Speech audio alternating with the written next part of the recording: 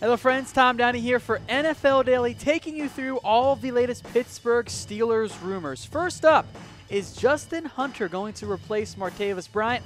I'm only going to give it the one head. I don't think it's all that likely because Justin Hunter just isn't all that good. Now, Hunter is getting some reps with the first team in OTAs, but that's because Antonio Brown and Juju are missing some sessions. I think it is far more likely that James Washington ends up becoming your likely Martavis Bryant replacement. Here's a look at the Steelers' current depth chart.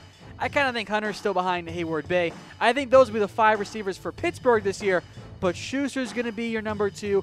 I think James Washington will come in and emerge as that likely deep threat to replace that role for Martavis Bryant. A lot of guys also on the roster receiver, but none of them are exactly well-known names or all that likely to make the final roster.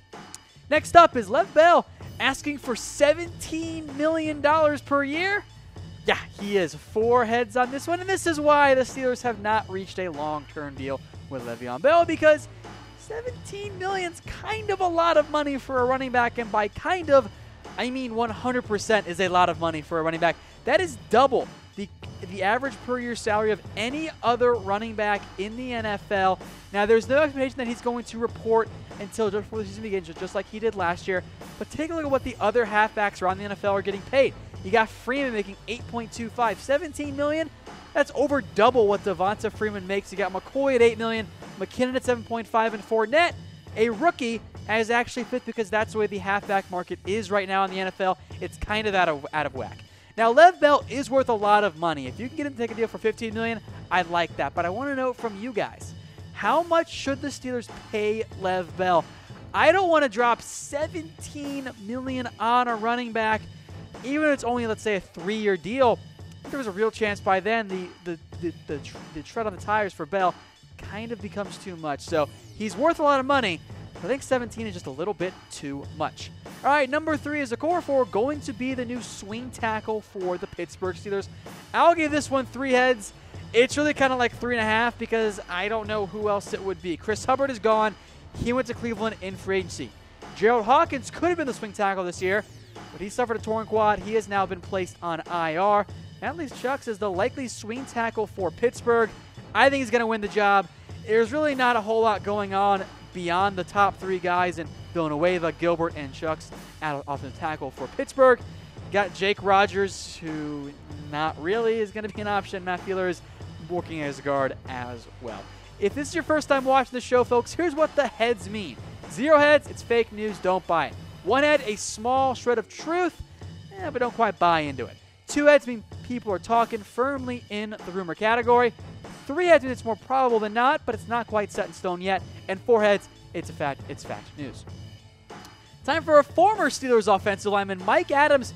Could he come back as a tight end? Well, I'm going to give it the 1 head, but there is some truth to this, namely that's what Mike Adams is trying to do. And you guys know Mike Adams, a former second-round pick at Ohio State, had some issues with the Steelers, never became the long-term option they were so hoping he was going to be. He is now trying to make the move to tight end in the NFL. He's down to 255 pounds. He's cut almost 70 pounds of weight. I mean, I don't think it's going to work out for him, but it's a cool story to monitor. All right, speaking of actual tight ends, how about Vance McDonald? Will this be his breakout year for Pittsburgh? I'll give it 2 heads. It's firmly in the rumor category, and it comes to us from Vance McDonald, who says, quote, "It will be my breakout season for sure." And the hope is that, yes, it is his breakout year, and he showed the promise in the playoff game. 10 catches, 122 yards against the Jags. Regular season, not so much. He was banged up a little bit. 14 catches, 180 yards, and a TD. There's always been the potential around Vance McDonald for him to have that breakout year, but drops have always been an issue. That's why it's only 2 heads for me. He'll have some breakout games, but I don't know if the game-in, game-out consistency, because of the issues with catching the ball, is going to result in a true breakout year. I think you'll see plenty of Jesse James as well this year in what's going to be a must-watch position battle for Pittsburgh. Next up is Mike Tomlin on the hot seat. I wasn't sure to give this one whether just a 1 head or 2. I went with 2. I kept it in the rumor category. Reggie Bush seems to think so. I don't think he's definitely on the hot seat, but I do think it's at least worth mentioning here. Bush says the Steelers might need a regime change because the Steelers have underachieved. He thinks they got caught looking ahead against the Jags to the Patriots game. And it is worth mentioning that there was the report last year that some of the Steelers' minority owners wanted Mike Tomlin gone. So I want to know from you guys, should Tomlin be on the hot seat? I don't think so. I don't think Tomlin's the best coach in the NFL, but I think he's a quality one, and I think the big reason for me why I think Pittsburgh should probably keep him, who are you going to get that's better? The Steelers have done a great job throughout their history of having continuity at the most important spot on the coaching staff, the head job. Firing Tomlin after, let's say another playoff run and another one that comes up short doesn't make a whole lot of sense to me. Now, if they totally miss the playoffs and injuries aren't to blame, maybe that's a different question. 3 rumors left, then number 7 is Terrell Edmunds going to play some linebacker for Pittsburgh. I'll give this one 3 heads. I don't know if he's going to move full-time to linebacker, but I think you could, and I think should, see Edmunds play some linebacker. I believe that Pittsburgh is a little bit too thin right now at the interior linebacker spot. With Shazier out, I'm not the biggest Vince Williams guy overall, but he's a nice, at least good enough number 2. But John Bostic, Tyler Matakevich, and LJ Fort don't really inspire confidence. Even if it's only on sub packages and third downs, I like the idea of putting Edmunds in as kind of a safety linebacker hybrid in that Deion Buchanan type mold. And speaking of linebackers, are you guys worried about the Steelers' linebacking core? Let me know. I have some doubts. I think it's one of the weaker positions on what is a very good defense overall, so it is all relative on that end. But I do have some doubts at the linebacker spot. I worry the most about those linebackers covering tight ends and halfbacks if that's what it comes to on third down.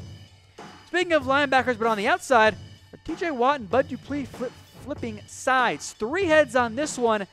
What they've been doing at OTAs at least. Now, last year, Watt was the right linebacker, Dupree was left. They flipped that during the OTAs. Watt is now working at the left outside linebacker spot, Dupree at the right outside linebacker spot. So that just because it's what they're doing in OTAs doesn't mean that will remain the case. You could see them play both sides of the linebacker spot during the regular season. I think that actually might be a very likely outcome. There's some positional flex, even though it's not exactly a massive change in terms of left versus right outside linebacker in the Steelers scheme. But it is worth mentioning, and the hope is that you had a great year from TJ Watt. Can you get a little bit more of a true breakout year from Bud Dupree, the former first-round pick out of Kentucky? Number 9, then, is Cam Sutton's position unclear? And I'm going to give this one 3 heads as well, because I don't know if Pittsburgh really knows where to play him. He's done a bunch of different stuff, positional group-wise, at OTAs, where he's worked at outside corner, in the nickel, and at free safety. On one hand, that gives you great positional versatility, but it can also help stunt your growth because you're working at all these different spots. There are little tweaks and changes to your technique and everything else and what you need to know that could limit the overall growth. Now, I like Sutton a lot. I think he could be a good nickel corner in the NFL. That's where I think his best fit is.